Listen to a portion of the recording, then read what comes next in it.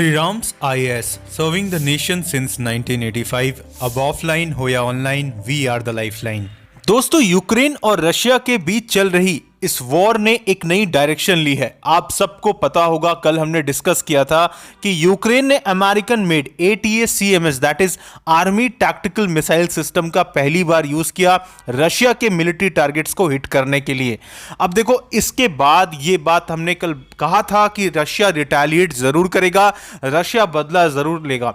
अब यहां पर बदला लिया रशिया ने, और ऐसा लिया जहां पर ऑल अराउंड दी वर्ल्ड, आज खास करके यूरोप एंड नेटो कंट्रीज में आज के वक्त में एक पैनिक का माहौल है, क्योंकि रशिया ने यहां यूज किया है that is IRBM, immediate range ballistic missile. अब all around the media and even कई बड़े यूट्यूबर्स ने इसे क्लेम किया था कि नहीं, ये एक्चुअली ICBM है। तो इसे अभी क्लैरिफाई किया गया एक्चुअली US ऑफिशियल्स के भी द्वारा एंड इवन रशियन मीडिया के भी द्वारा दैट ये एक्चुअली एक इंटरकॉन्टिनेंटल बैलिस्टिक मिसाइल नहीं था, बल्कि ये एक इमीडिएट रेंज बैलिस्टिक मिसाइल था। तो बिल्कुल, अब आप सही सुन रहे हैं दैट रशिया ने अपनी रिटेलिएशन के लिए एक नया मिसाइल का इस्तेमाल किया है, जो इनिशियली इंटरकॉन्टिनेंटल बैलिस्टिक मिसाइल समझी गई थी। लेकिन अब US ने इवन क्लैरिफाई किया है इस चीज को कि ये एक IRBM है, जिसका नाम है ऑरेंसनिक। ठीक है, तो ऑरेंसनिक जो है ये एक्चुअली इसका मतलब होता है हेजलनट ट्री एक्चुअली, और इसका एक्चुअली रशिया के पास आज के वक्त में कई ऐसे वेपन्स है, ठीक है, जो एक्चुअली माना जाता है इवन US से ज्यादा मिसाइल और खास करके न्यूक्लियर कैपेबिलिटीज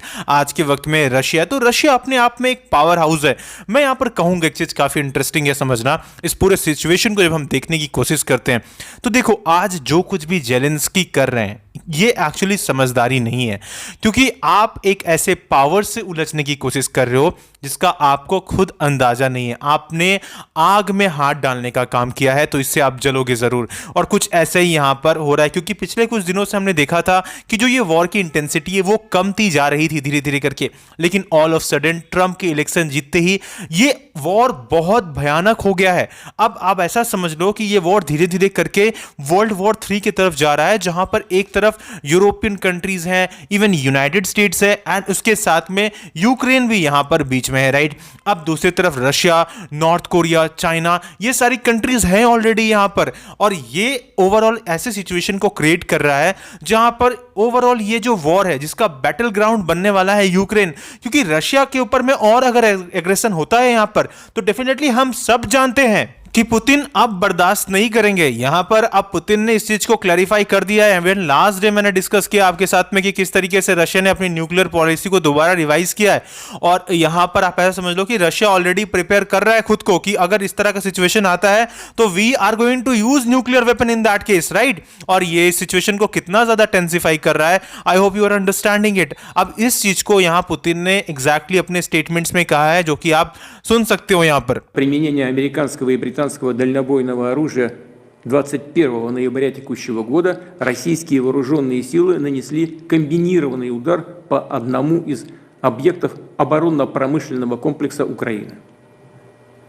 В боевых условиях было проведено в том числе и испытание одной из новейших российских ракетных систем средней дальности. В данном случае с баллистической ракетой в безъядерном гиперзвуковом оснащении.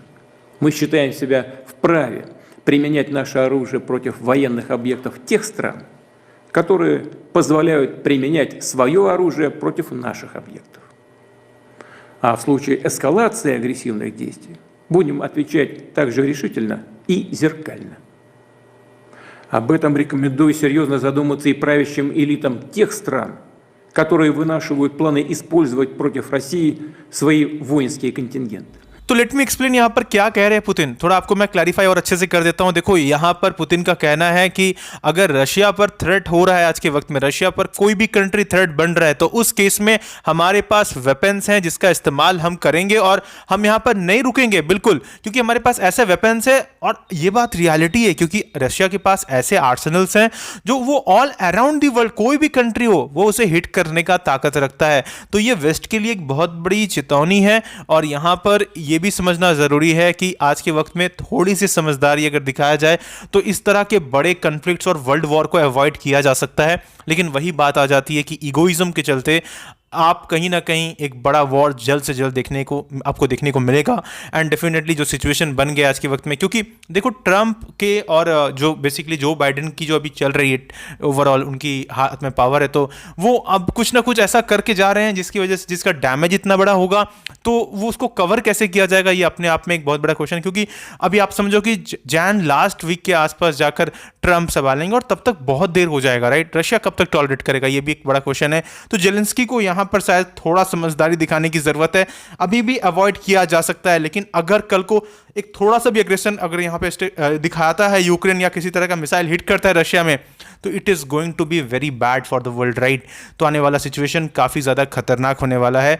और इस टॉपिक से रिलेटेड जो भी अपडेटेड वीडियोस आपको अभी टॉपिक क्योंकि आएंगे, राइट, तो मैं आपके लिए अपडेटेड वीडियोस लेते आऊंगा। And for that what you need to do is to subscribe Shriram science channel, अगर अभी तक आपने नहीं किया है तो। And at last, may God bless you all.